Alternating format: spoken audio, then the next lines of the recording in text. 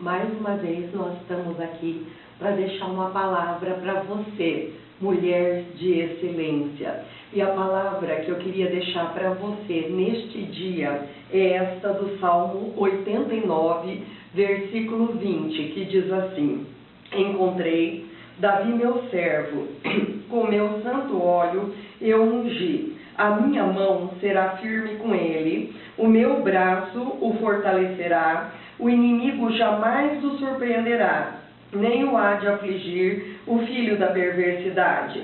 Esmagarei diante dele os seus adversários, ferirei todos os que o odeiam, a minha fidelidade e a minha bondade o hão de acompanhar. Em meu nome crescerá o seu poder. Porei a sua mão sobre o mar, a sua direita sobre os rios, e ele me invocará dizendo: Tu és meu Pai, meu Deus, a rocha da minha salvação. Faloei o meu primogênito, o mais elevado entre os reis da terra. Conservar-lhe-ei para sempre a minha graça, firme com ele a minha aliança. Farei durar para sempre a sua descendência e o seu trono como os dias do céu. Eu queria te dizer uma coisa: ainda que não houvesse mais nenhum texto na Bíblia sobre o valor da unção, esse único texto já seria o suficiente para que nós pudéssemos estar buscando isso para a nossa vida.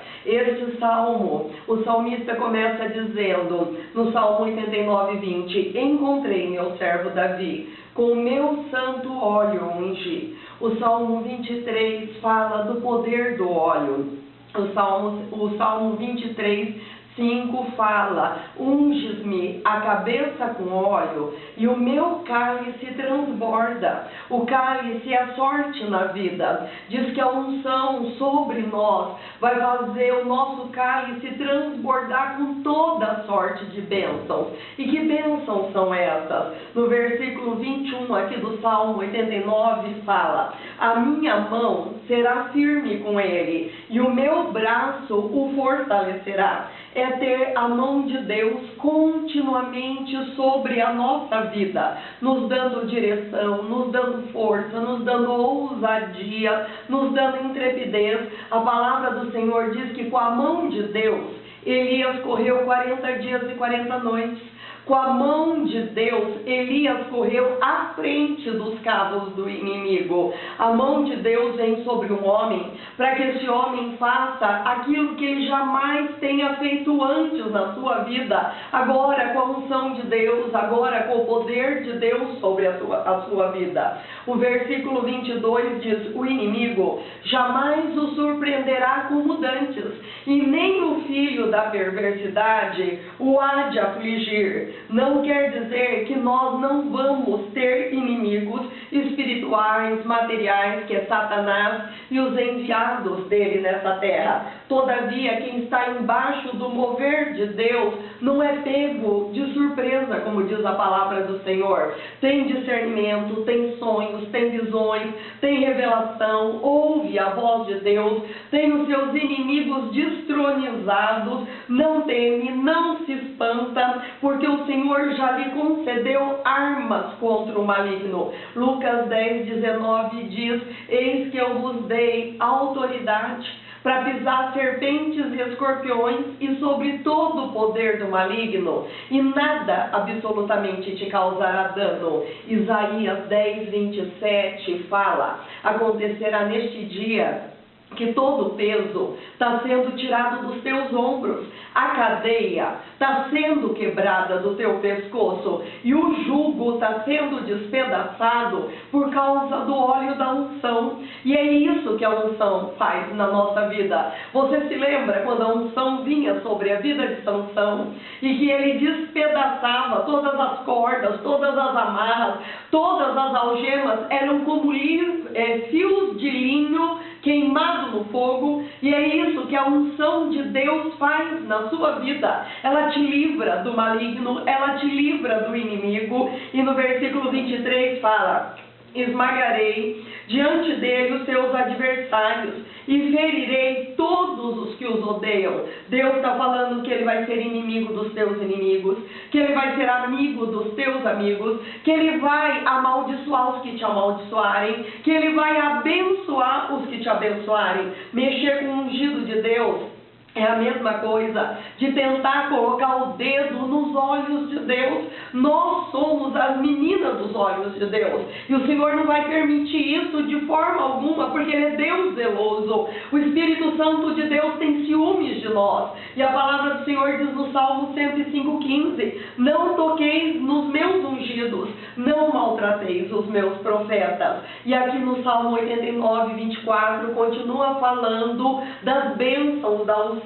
Fala: minha fidelidade, minha bondade o hão de acompanhar, e no meu nome vai crescer o teu poder. O dia nem vai ter amanhecido, Deus já vai ter acreditado bondade e misericórdia na tua conta para você viver aquele dia. Seremos benditos no campo e na cidade, nós seremos protegidos ao entrar e ao sair, nós teremos progresso em tudo que nós realizarmos. Deus vai confirmar as obras da nossa mão. A fidelidade do Pai, as promessas do Pai serão amplamente cumpridas na nossa vida. E no versículo 25 fala: colocarei a tua mão sobre o mar e a tua direita sobre os rios. Deus está falando de autoridade, Deus está falando de poder, Deus está falando de domínio, Deus está falando de portas abertas, Deus está falando de fronteiras abertas, Deus está falando: pede-me e eu te darei as nações como herança. Como Jabez pediu para ter as fronteiras dele abertas, e Deus fez isso. Deus ampliou o domínio na vida de Jabez, e Deus faz na tua vida. E no versículo 26 fala: ele me invocará dizendo: tu és meu Pai, meu Deus, a rocha da minha salvação. Tu és meu Pai, tu és meu Deus. Está falando de intimidade, está falando de proteção, está falando que você é filho, herdeiro de mais de 8.000 promessas, co-herdeiro com Cristo. E no versículo 27, falo-ei meu primogênito, o mais elevado entre os reis da terra. Ser feito primogênito é ter porção dobrada na herança. Está falando de posição, está falando de honra, está falando de dignidade. E no versículo 28 diz: conservar-lhe para sempre a minha graça, firme com ele a minha aliança. Está falando de redenção, está falando de justificação, está falando de santificação, está falando de ser selado com o Espírito Santo da promessa. E no versículo 29, farei durar para sempre a sua descendência, seu trono como os dias do céu. Está falando da garantia de uma posteridade bendita, de uma raça de piedosos nessa terra, porque derramarei água sobre o sedento, torrente sobre a terra seca, derramarei do meu espírito sobre a tua posteridade, e eu derramarei a minha porção sobre os seus descendentes. Brotarão como a erva, como salgueiro, como junco junto à corrente das águas. Um dirá: eu sou do Senhor. O outro se chamará de Jacó. O outro escreverá na própria mão: eu sou do Senhor. E por sobrenome tomará o nome de Israel. Convicto dessas bênçãos, o apóstolo Paulo nos faz um apelo em Efésios 5:18.